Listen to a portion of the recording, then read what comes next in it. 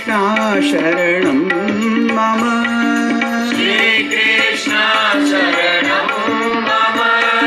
Shri Krishna Sharanam Mama. Shri Krishna Sharanam Mama. Shri Krishna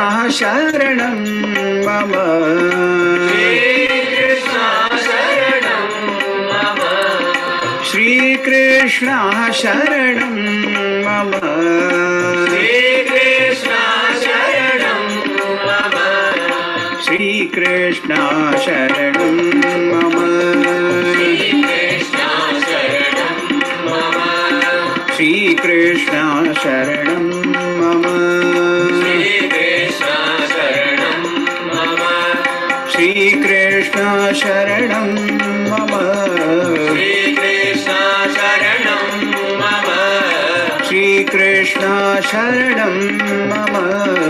Shri Krishna Sharanam Mama. Shri Krishna Sharanam Mama. Shri Krishna Sharanam Mama. Shri Krishna Sharanam Mama. Sharanam Mama. Sharanam Mama. Sharanam Mama. Sharanam Mama. Sharanam Mama.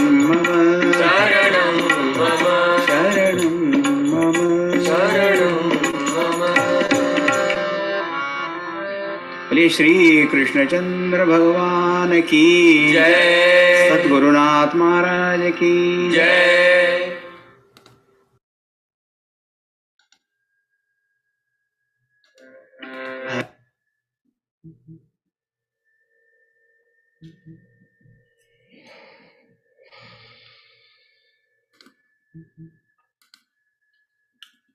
Hariom everyone. Can you all see me and hear me clearly?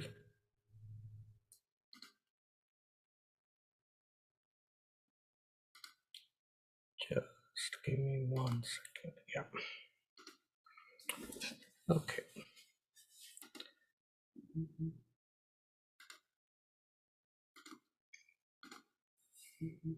So we'll start with the invocation.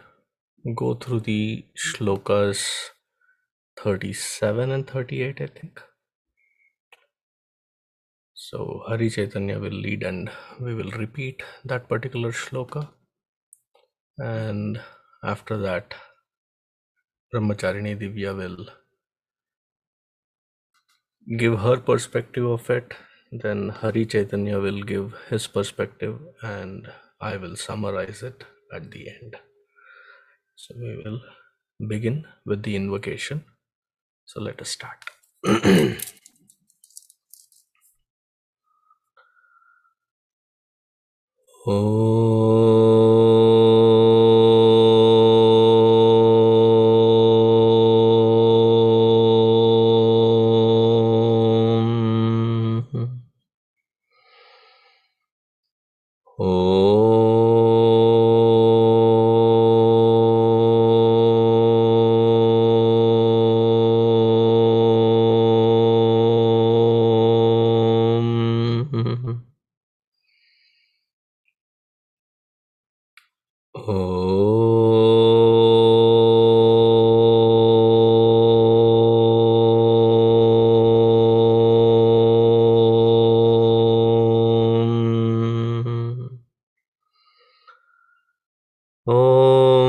सहनाववतु सहनौ भुनक्तु सह वीर्यङ्करवावहै तेजस्विनावधीतमस्तु मा विद्विषावहै। ॐ शान्तिः शान्तिः शान्तिः।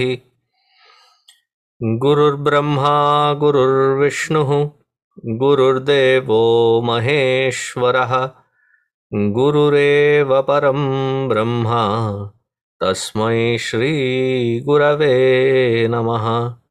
तस्मै श्री गुरवे नमः।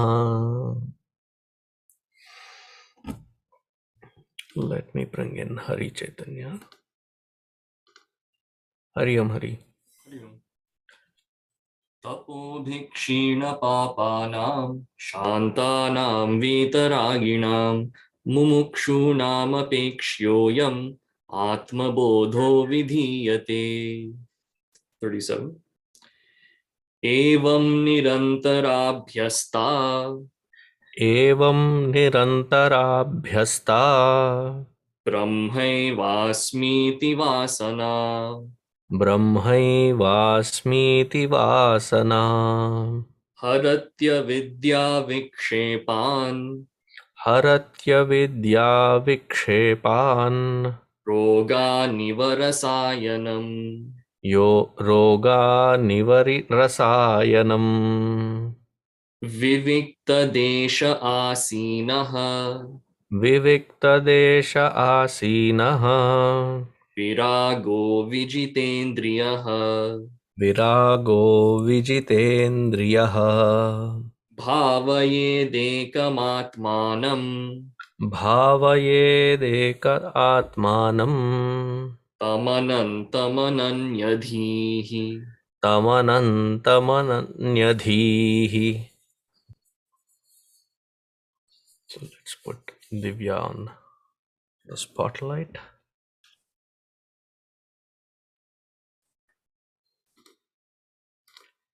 Okay. Okay. So this verse is now describing the process of abhyasa, of contemplation on that ultimate state. That last 3 verses we were given extensively, 3 whole verses first to use on the seat of meditation to revel in the nature of that highest supreme. So in this verse, we begin with brahmaivāsmīti iti. So this is the, I guess, summary statements that I alone am Brahman is the vritti that we are using. Using this, it will become a vāsanā. That is why the word vāsanā is given. And evaṃ nirantarābhyastā. So thus we have to have an unending practice of this vāsanā, of this vritti over and over again. And by doing this, we will haratyavidyāvikṣepān, destroy ignorance and all of the agitations that arise because of that avidya. An analogy is given. rasāyanam, just like how medicine treats any disease that we have. So when we look at this vritti of Brahma eva asmi, we have to constantly tell ourselves, pull ourselves away from our current understanding of who we are, our attachment to our upadis and identification with it. And so we constantly have to repeat, I am Brahman, and revel in its very nature. All of those 3 verses that we had before is that I am Brahman at this point is not a japa. It's not a mantra that we constantly repeat. It's a fundamental understanding of the very nature that is given in the 3 verses. So that is the difference between meditating versus doing a japa. It's not a tattvamasi japa that we use. It's a contemplation. But an objection, and so it's very interesting that the word vasana is given here, because a lot of times we can come up with the argument saying, well, I can tell myself all sorts of things, right? If I'm fat, I can stand in front of the mirror and say, I'm thin, I'm thin, I'm thin, I'm thin, I'm thin, and convince myself that I'm thin, right? Then what's the difference? You know, I feel that this is me, but instead I'm going to close my eyes and hope I am Brahman, I am Brahman, I am Brahman. What's the difference? So I think there's actually a trend called daily affirmations where people literally do that. They write down on a piece of paper every day that, you know, I am confident, I am empowered, I am, you know, an almighty woman. I don't know how many different phrases, but there is a trend right now. You'll see that it's called daily affirmations. People may make the mistake of saying, oh yeah, this abhyasa and that abhyasa are the same thing. Gurudev says there is a vast difference between this Brahma eva asmi vritti vasana compared to every other vasana. The key lies in that all other vasanas are dependent entirely on the limited ego. If you look at any of those affirmations that are going around, they're all related to that individuality, some form, one layer of upadhi or the other. Whether it is, wanting wealth, whether it's wanting position, fame, whether it comes out in the form of vanity, passions, lust, any sort of thing, they're always related to the ego and this identity with the upadhis, that individuality. So they're all those vasanas are going to keep us bound. This specific vasana of brahmaivāsmīti is the one medicine to take us out. It is the one vasana that is needed to remove all other vasanas. And how, which is why it's important that, how does it do that? That specific vritti, haratyavidyāvikṣepān. So our root cause, root problem, root disease is avidya, that I don't know my own true nature. And because of that non-apprehension, there comes that misapprehension of all other identities, all other gunas that I take up as being me. So the analogy, when we go back to the analogy of the reflection of the sun in the bucket, as long as I'm identified with that reflection, that individual piece, then I will constantly be agitated with all the ripples that it experiences. But by using the vritti of brahmaivāsmīti, and the stronger I develop that vasana for it, the more I'm recognizing I'm not this reflection, I am that sun. Stronger that understanding comes, the less the agitations within the bucket will affect me. So in the same way, this vritti is going to haratyavidyā and vikṣepān. Again, knowledge is the only solution for avidya. There is no other means. Other means can prepare us, but ultimately vidya is the only solution for avidya. And so why is it that it's still considered a vasana, even though it's the most glorious and most important vasana to develop, it is still considered a vasana because, as the example states, it is a medicine to the disease.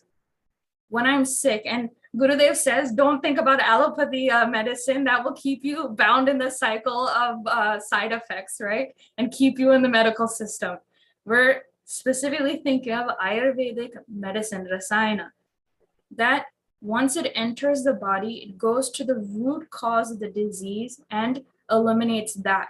Once it's done its job, even the medicine is washed away. So another example is with a dirty cloth, dirt and soap, right? You constantly use the soap over and over, soap over and over and over again until the dirt leaves. But once that is washed away, you take the soap and wash that away as well. The final analogy to understand this washing away of even this vritti is, take the example of sleep, right?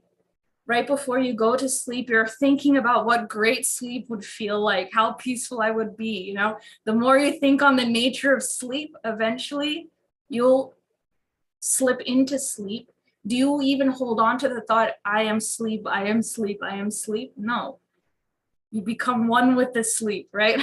Meaning that vritti is also dropped as well. If there's even that vritti still held on to, then you're not actually asleep. So in the same way, that ultimate step, that identification is pure and solid and confirmed, there's no doubt, and I have experienced that state, even this vritti of knowledge will be dropped at that point too. So we'll move on to the next verse. And so now we go into viviktadeśa āsīno. So sit in a solitary place. So we begin with the outermost distractions that we could possibly have when we sit down to attempt this contemplation, right? That I actually remove myself in a quiet place that doesn't have all of these distractions. People say, oh, I can meditate while I walk. Well, it's essentially saying, well, I can sleep while I drive, It's either going to be your last sleep or you're going to cause last sleep for others. It doesn't work that way. So you cannot meditate doing other things. So sit in a quiet place. Then viraga and vijitendriyaḥ. Vijita indriya. So here, we're now looking at, once physically I've sat down, I start to pull inwards. So I don't actually have to do anything with my senses, right? That I can close my eyes, but I can't close my ears and my nose, but meaning that I stop my mind from running through those channels, that I stop paying attention to the information that's being provided by the senses and withdraw from them. When I'm able to do that, that is controlling the senses. So from the outside, disturbances have stopped, but that doesn't stop the disturbances that are within, right? So virāgaha. Our mind, when it doesn't have work to do, has a tendency to want to wander, right? Gurudev had given an example of how in a government system, when the clerk doesn't have any work, they'll constantly be doing all sorts of things, pretending that they're working, right? Then have a lunch break, then go back to acting like they're working. So same way our mind has a tendency to wander when it doesn't have work. But when we give it a fully inspired work that is fueled with love, then that mind will not even pay attention to anything, it has that capacity to sit there for hours. So in the same way, if we can give our mind that attention to the qualities of Brahman given in the 3 verses and believe in it, put our whole heart into it, our whole mind into it, to really heave our mind up to that state, what we're doing is stopping all of the other desires that could come up from the other vasanas. That is the inspired contemplation that we're speaking of at this point. So from the outside, inside, we have tamed, calmed, and ignored all of those possible distractions. Then with unswerving attention, bhāvayedekamātmānaṃ, meditate on that. And again, it's given ekam anantam atmanam. That one without a second, that endless Brahman, contemplate on its nature. Again, pull those 3 verses. If the mind still needs something to chew on a little bit, use the 3 verses. All of the different aspects and natures of Brahman, we use that in the seat of contemplation and have an unswerving intellect that abides in that. The importance of this last part is, when we say meditation, it is not a no-mind state. It is not a thoughtless state. It is a very quiet but alert, inspired awareness of that presence of existence of Brahman, and that I wouldn't say identification, but that oneness between that. So it is not a no-mind state, it is a fully aware awareness state. That is all I have, Swamiji.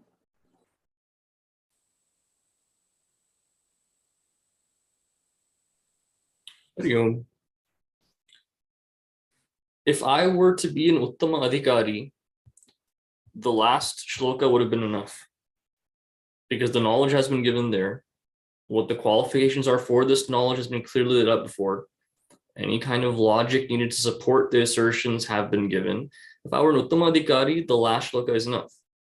But because there are distractions, because I've lived aneka janmas in a certain way, and those vasanas are so strong, I need constant practice to have that constant abidance in what my true nature is.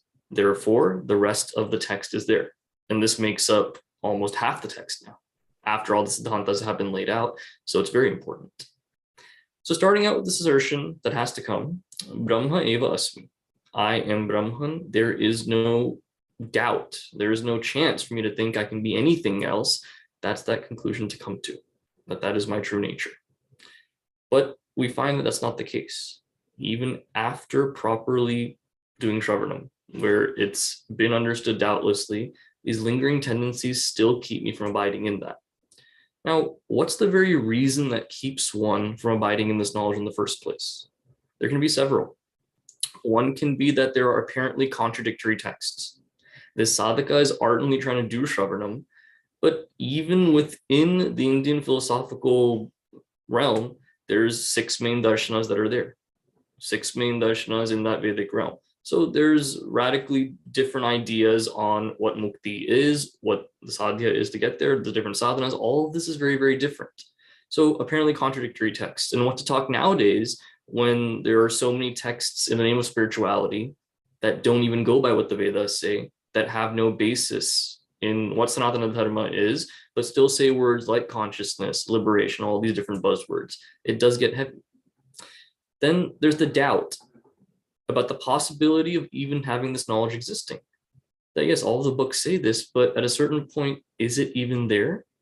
Because when I have a calm mind like this, and when I'm studying, I can understand it well. But when problems in the body persist, conflict with others persists, different kinds of obstacles rear their head whenever I'm traversing through life, then the questions can come up that when I'm calm, I can believe this, but at that point, Brahma is not my nishtha then. I look for other ways, other karmas I can do to solve my problems. Does this knowledge exist? I have to ask myself at that time, how much do I really believe it? And then, of course, there's radically opposed ways of thinking that lead to the idea of doership. As much as I want to think to myself that, yes, this is true, brahmaivāsmīti, that's all I can be, the moment any opportunity for doership arises, I take it. Why? Because that's what makes me feel good at the body level, fulfilling some desire that I want. That's what gets me attention from others, respect, honor. All of these things come from that attachment to doership. That's where I get all of this from. That kartrutva and then bhoktrutva that arises is so strong that keeps me from being steeped in this knowledge. Now, what is the solution to this? What is the sadhana to take up? Is nirantarābhyastā, that constant practice again and again, constantly, to assert that what I am is this, what I'm not is everything else, constantly making those assertions. And it's not that that takes any mystical kind of skill set or any kind of supernatural blessing. That's not what's given here. If we look in Vishnu Purana, Prahlada, upon having that darshana of Bhagavan, says he has one request for him. And this is the way it's given in Vishnu Purana. He says that unending love that Ajnanis have for sense objects, where they think they get so much pleasure out of it, don't remove that from me. Simply direct that love that I have for those kinds of objects towards you. Because whatever tendencies I do have, whatever skills, tenacity, things like that, simply direct that toward understanding this truth, towards that worship of Bhagavan as that process, and that will bear fruit. As one acharya puts it, Vidyarna Swamiji, what the tenacity of the person doing this nirantarābhyastā should be, he gives a few examples. For example, someone who is very well versed in literature or politics or business, things of that nature, when they discuss these things with other people, they are always on the top of their game, up to date with the recent news about it, making sure all their arguments check out, no kind of gaps in their logic. Because why? They want to beat the other person in what they're saying. That gives them that pleasure. In the same way, then, when I do this viveka of what's real and unreal, go down to that much detail. Leave no stone unturned. Let no logic escape me. Be that tenacious when it comes to understanding what this truth is and what it isn't. Another example he gives, if there's a person who is seeking swarga in the next life, that's not something perceptible to that person. But with full faith and devotion, they'll go on doing whatever rituals are required for that, practicing whatever japa they have to do for that. They wholeheartedly do it, even though it's not readily perceptible to them. In the same way, then, have that much faith in what this Brahman is. That, of course, it's not perceptible, and you may feel disconnected from it often because I'm so attached to this body, yet with full faith, still do that nirantarābhyastā. And one of the final examples he gives is, there are those people who increase efficiency in everything they do through perseverance. They're never comfortable with anything. You look at an investment banker, for instance, they use these algorithms to find out in real time which businesses to invest in to get the most return, ROI, on their investments. Every day, these top guys in tech that work on this, they tweak their algorithms every single day. With every new sliver of information they get, they strengthen their algorithm that much more to really get the most benefit out of it. Like that, then, continually practicing the separateness from the body, then, that anytime I get to a certain level of understanding, never being complacent there or happy with where I am, but drilling deeper and deeper to really pull myself away from my attachments. And so it's a really beautiful way that it's given by various acharyas. And the example given here by the acharya is just as medicine destroys that roga, it may not be overnight. And when it comes to an antibiotic regimen, for instance, I think a problem that doctors say, a mistake a lot of people make is if it's a 7-day regimen, they'll go the first 3 days taking the antibiotics and they'll feel much better instantly. And they'll let go of the rest of the regimen. And what happens 3 days later, you're coughing again. There's a regimen given for a reason. That whole course of the antibiotic is there for a reason. Just like that, getting to a certain level of understanding, saying my mind is peaceful and calm right now, therefore I'm done. That's not the full regimen then. And so I saw that's a connection that came up when it comes to medicine and how this avidya-vikṣepān can also be destroyed through this nirantarābhyastā. Now look at the next shloka. Start with a familiar topic. Viviktadeśa āsīno, seated in a solitary place.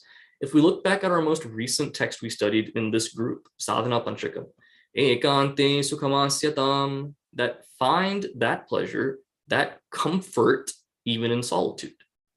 Now, as Pujya Gurudev puts it in one of his essays, there's an essay titled Solitude. It comes in his book, Pursuit of Happiness, a really beautiful collection of short essays there.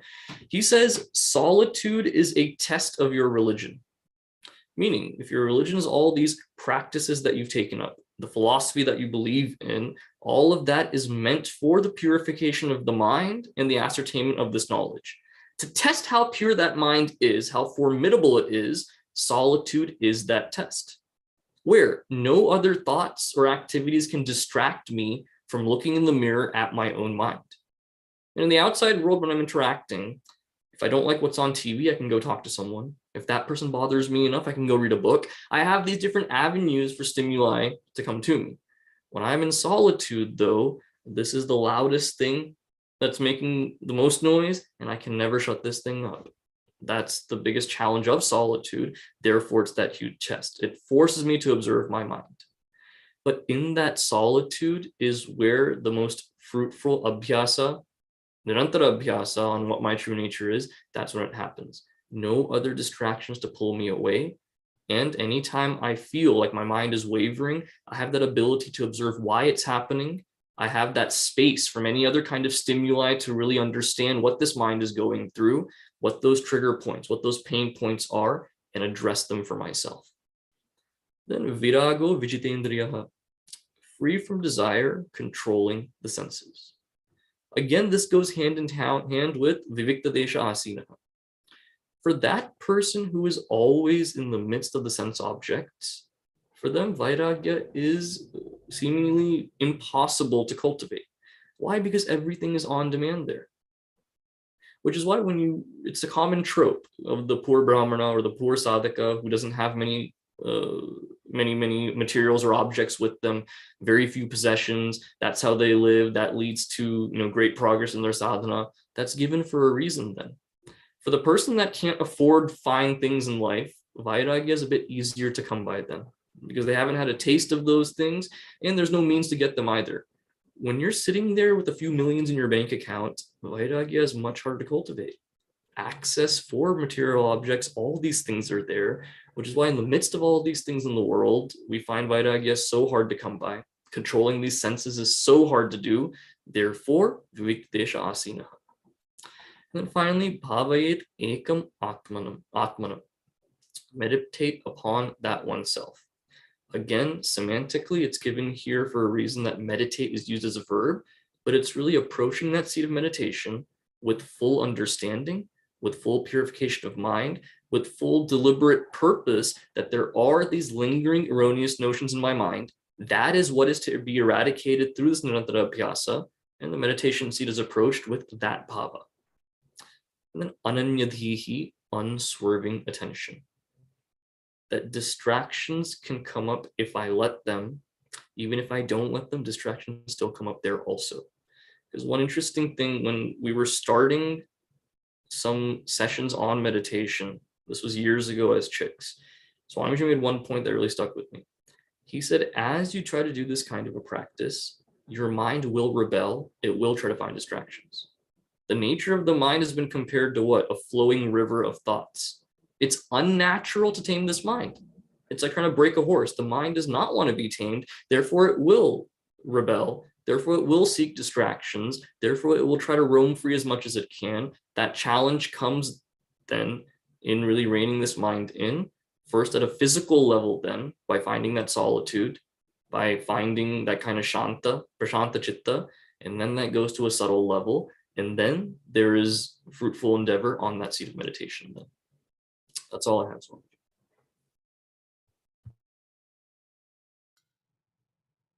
Thank you both, Hari and Divya. Now we come to this very beautiful intersection where we just have crossed pretty intense session on nididhyasana, which can be translated as meditation. To qualify it, I would say Vedantic meditation. I mean, I don't recognize anything else even close, but for the ease of now having explained it, I think all the earlier two speakers have spoken saying it is not japa, it is not thought repetition. Then what is it? It is something like you function with the awareness of it. Now, what kind of awareness are we talking about? Often, Gurudev goes into pretty serious descriptions, elaborate descriptions. One such that I remember is a group of women in the ancient villages. When I say ancient, about 40 years ago, 30 years ago. Potable water straight into the homes with taps ready to be turned on and off whenever you want is quite a luxury.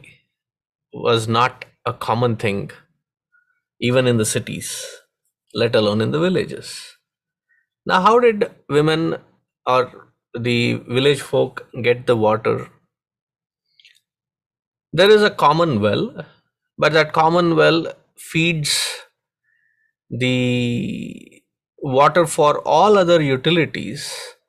But for drinking water, there is one particular flowing water mass or a distant pond where the water is really pure and tastes good. So the women folk usually would, gather late afternoon and or depending on the weather, I think, depending on the climate, they would gather all their pots together. Sometimes they have little kids, they tie their little kids onto their chest and carry these pots, about each one of them 4 or 5, because you cannot keep walking about 2.5 kilometers one way and then another 2.5 kilometers to bring the heavy water filled pots. So they stack up, about each one 4 or 5 of them, and they stack them up on the top of their head. And as they are walking, they're chatting, they're giggling, they're sometimes talking to their child. Not a single one puts their hand on the stacked pots to check or to maintain a balance. But through and through, how they move their head, how they move their hip, how they place their legs. And these are not paved paths. These are pretty rustic path. Sometimes there is a chunk of wood that they have to hop over or cross over very diligently. If you and I were doing, at least if I were doing it, even with single pot, I would have been like, we know what we struggle. It would have been quite a challenge. But stacked pots filled with water, and the amount of water wastage, if I were to carry, I would think that half of that which I am carrying is already like Sahasra Sirsha Purusha, and there would be Abhisheka happening right from there. The least minimal wastage. So how are they able to do it? One, definitely there have been tremendous amount of practice right from young age. What is built in is to constantly be aware of that balance, that whatever they are doing, whatever they are talking, whatever they are interacting, that constant focus on that balance is never forgotten.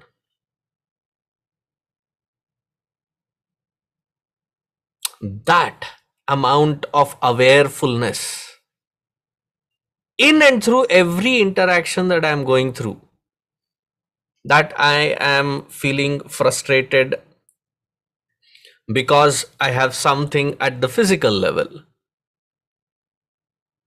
So you pick such mantras or such pointers where Bhagavan Adi śaṅkarācarya ji very beautifully says, Mano buddhyahankara chitta ninaham na cha shrotra jihve na cha ghrana netre na cha vyoma bhumir na tejo na vayuhu chidananda rupaha shivoham shivoham.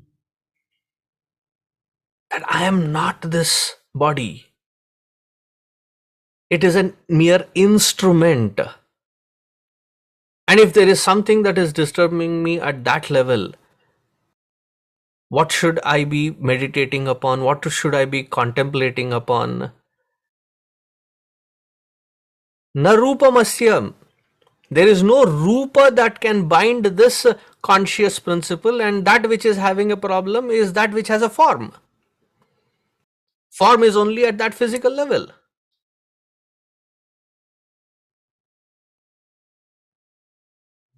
That awareness is constantly hammered in. That hammering in of this awareful being, conscious being, consistently in and through every walk of life, that is called nididhyasana. And it cannot happen with the open eyes unless until we do a secluded practice of it, intense practice of it. In growing up in India, there is always, we used to play cricket or whatever. The first round always is a practice round. They ball and you by mistake get bowled. You practice. You practice. And then then you say all reals, meaning the practice is done. So that practice makes us perfect. We cannot take it that lightly that, I do open eye meditation. I don't believe in the... Theek hai baba. In Telugu, there is a Kriti by Tyagaraja where he says, Yandaro Mahanubhavulu. There are many great wise men. I'll put you also on that list. We know where we stand. Our mind doesn't listen to us. Our intellect doesn't stop. We don't have accessibility and we want to do open eye meditation. No, there needs to be that abhyasa. What do I meditate upon? Why am I meditating upon? What is the purpose of it? After years of listening, I still hear, even the other day on a Sunday class, to reach the no mind state. Like again, no, that is not the purpose. So therefore here he insists, almost saying, evaṃ nirantarābhyastā. What is the abhyasa? This Brahma eva aham asmi iti vāsanā. Yes, it is also a vāsanā, but the purest of the kind of vāsanā. A strong detergent kind of a vāsanā, with which all the stains of aneka janma samprapta vasanas are washed thoroughly away.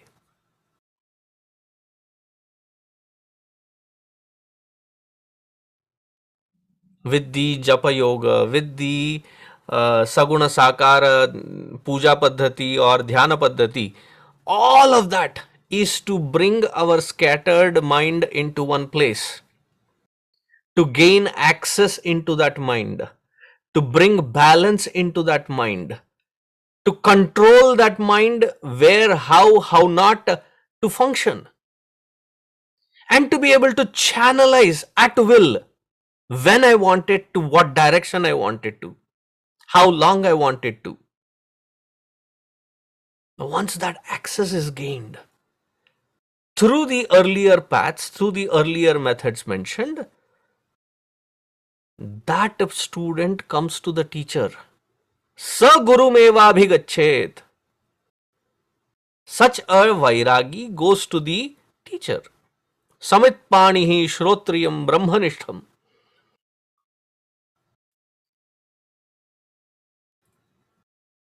Now such student, when given the pointer, immediately grasps and nitya nirantara abhyasa that aham brahmasmi. From that point of awareness they function. Maintaining that one thought, they function. That awareness is maintained while functioning. Brahma eva asmi iti vāsanā. Now what does this do? Why should I be doing it? haratyavidyāvikṣepān. It removes, washes away, flushes away.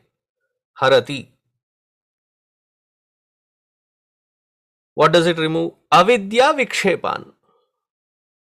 See, the root cause is avidya. Where are we caught up?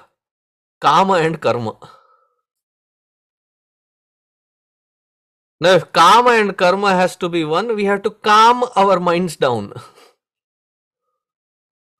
How? The earlier sadhana is meant for that. There is no shortcuts to it. These days, some young minds say, how about trying some psychedelic? Is there a shortcut to this? Some aided, that is what they mean when they say aided meditation. No, these will have its own repercussions, and they'll be pretty bad. Addictive most of the times. Getting there to that awareness without any additives, by purely, sheerly the will of the intellect with crystal clear clarity.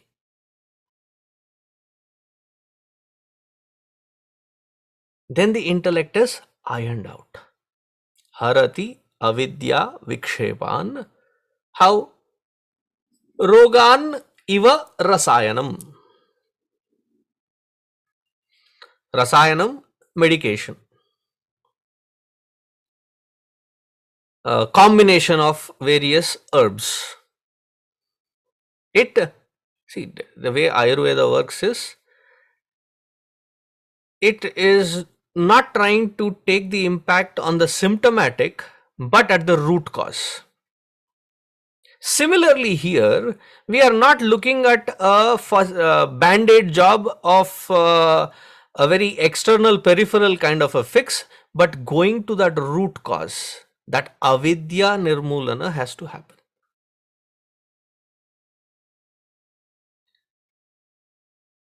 And in spite of that avidya nirmula, there are these vikshepa, habitual, erroneous patterns of fears, anxieties, insecurities, Now, fear, anxiety, insecurity at a physical level, fear, anxiety, insecurity at the emotional level, fear, anxiety, insecurity at the intellectual level, at the vyavahara level. All of these levels compound. On the top of it, those who are around us, surrounding us, they constantly lift the bar of our sadhana by constantly poking at us. The laugh that I see on all of your faces, it's clear, right? How the other world is ready to poke on us. Oh, you do sadhana, this is what you have learnt. They're ready to poke that. Oh, this is what you learn in your Devi group, huh? Mercilessly, they would want to poke that in. In spite of all of that, the abhyasa should come wherein the root cause is understood, analyzed, and uprooted from there. It is burnt away. Now, in several parts, I remember both in Bhagavad Gita and in Upanishads, where we see this particular usage, viviktadeśa sevitvam aratir jana samsadi. This comes in Bhagavad Gita, right? Then there is another shloka where we see this particular usage is from Kaivalya Upanishad. Viviktadeśe cha sukhasanasthaha shuchis samagriva shirashariraha viviktadeśa sevitvam. If we are sincere about our sadhana, please find a pocket of time wherein you are undisturbed, secluded, all by yourself, so that there is no chance of any external disturbances.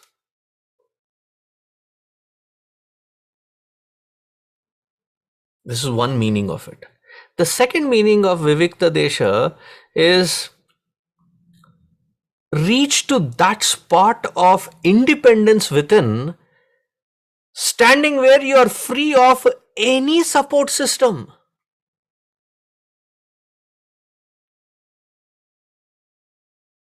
Any relationships.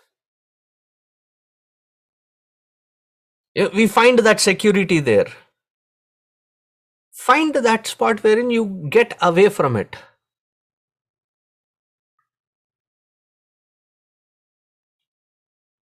And again, let me warn. If we have not done our karma yoga siddhanta properly and trying to avoid it as an escapism, the path of karma, the path of whole this karma chakra as it is called, it will yank us back into perspective.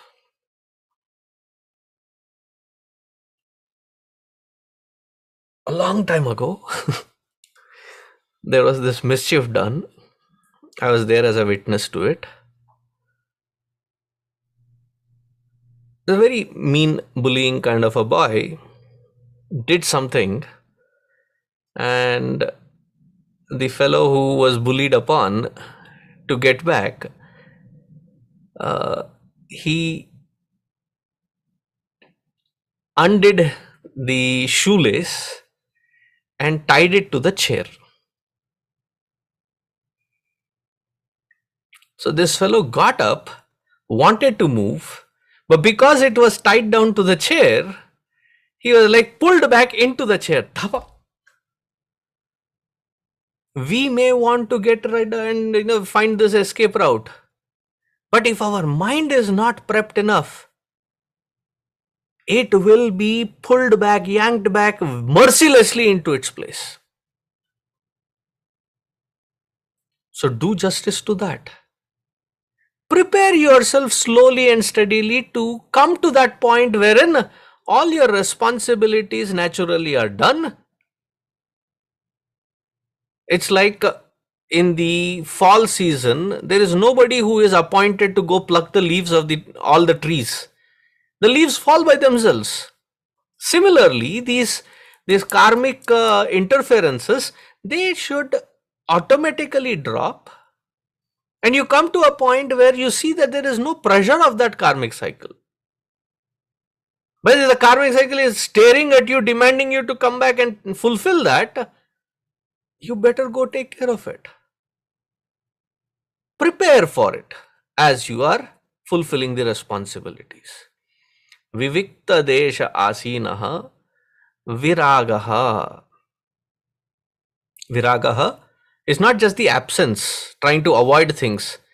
The presence of something or the absence of something does not disturb. There is no craving generated inside. As much as like is a problem, dislike also is a problem. As much as running away is a problem, being agitated in its presence is also a problem. Both have to be handled. Such equipoised,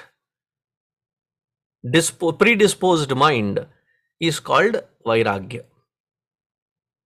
Virāgaha vijitendriyaḥ.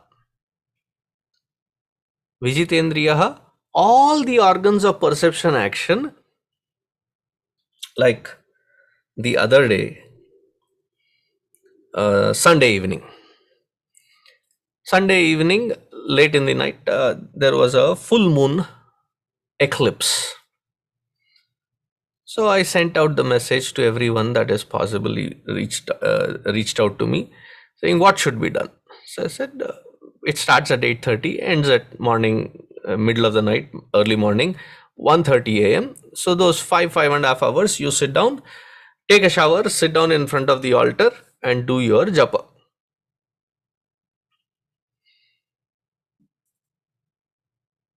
I'm yet to reach one person that all 5.5 hours I sat through without moving, without distraction, completed it satisfactorily. I have a range of answers. I could do it half an hour, and then I slept. I woke up again read it a little time. Again I slept and I woke up, in my usual time. Or I did it till 12ish, and after that my mind was revolting. I could not continue. I just slept. I was tired. I was lazy. There's so many distractions within, constantly pulling all over the place. Vijitendriyaḥ, the victory over Guruji, is a very beautiful example for that. We had a sammelan where all the Swamins and Brahmacharyans were called in. This happened in Siddhabari. And the newer brahmacharis, they were hesitant to speak in front of all these big senior Swamins and everybody. As the seniority kept going, the amount of time that we started spending, like it was strictly 3-minute speech. The 5 minutes, 10 minutes, 15 minutes. So Guruji said, let me show you. I said, he gave his watch. I said, just with your eyes, give me a signal that my time has started. So as soon as that signal was given, he started, laid out the topic, explained it, gave an example, summarized it, and showed an application of it, and then said, this is how it has to be done. And then he made a small joke at the end. At the end of the joke, as people were laughing, he said, now check the time, I'm done. It was but 5 seconds to the end of 3 minutes. 5 seconds. Well, I've seen multiple number of times. whether it is with speech, whether it is with sleep, whether it is with, to have that accessible control over our own indriyas, vijitendriyaḥ. Bhāvayedekamātmānaṃ. The bhavana has to be done. Contemplation means the bhava shuddhi. The bhavana has to be entertained. That awarefulness has to be entertained by ananyadhihi. Anyadhi, scattered mind. It keeps running, jumping into 1,000 things that will be, it be distracted.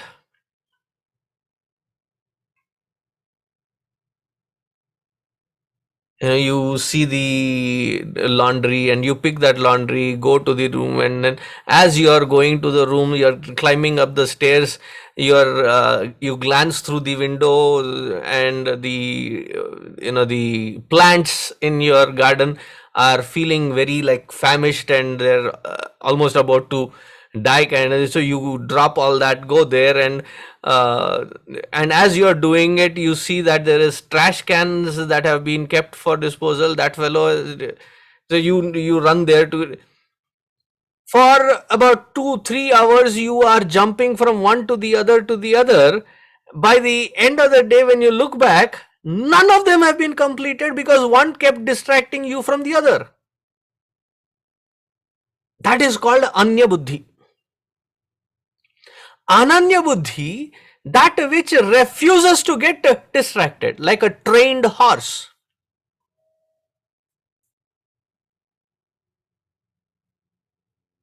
Like a trained horse, the buddhi is trained that there will be. Sadhana is not saying that, not promising that you will not have any problems. This is a mystical way. No, there is no mystical way. There is a simple logical approach. There is no promise of some mysticism here. There is a simple logical approach. And in this logical approach, what is being said is the buddhi should be sharp, well established, unwavering, ananyadhi, bhavayet. What should it be the bhavana? Tam atmanam bhavayet. This atma tattva, which is the core of my own being, what is it? Ekam anantam bhavayet. It is one without a second. It is unending, never ending, because it is eternal principle. It is the existential principle, therefore it is eternal. And that is my nature. Anything other than it, tad vyatiriktam sarvam antavantam.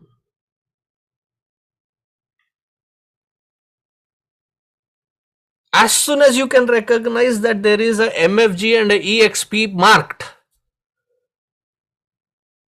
manufacturing and the expiration, that an experience has started, it is manufactured, there will be definitely a EXP. It's not just the produce that you go by and you check your MFG and EXP. Everything that has a beginning will have an end. And that which has an end, I do not have to be attached with. Withdraw. Consciously withdraw. Pull away from. Work, always doing it from the clear clarity of conscious decisions, not out of frustration.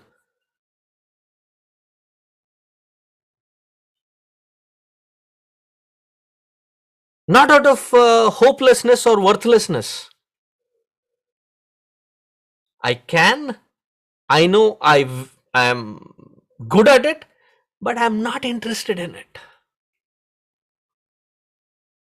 And walk away from it.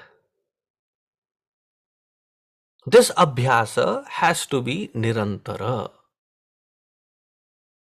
Now from here on, he switches gears. Bhagavan Adi śaṅkarācarya ji switching the gear. He goes into the discussion now as to falsifying why the created expression, the manifestation, this creation, why what we see as nama and rupa is not justifiably real. Logically, it is not possible. He goes step by step in analyzing that. Why again? So that the Atma Vichara does not have any distractions. It remains Ananya. So that we will see next week. Thank you. Om Purnamadaha Purnamidam Purnat Purnamudachyate Purnasya Purnamadaya Purnamevavasishyate. Om Shanti Shanti Shanti. Harihi Om. Shri Gurubhyo Namaha. Harihi Om. Hari Om everyone. Take care. Stay safe.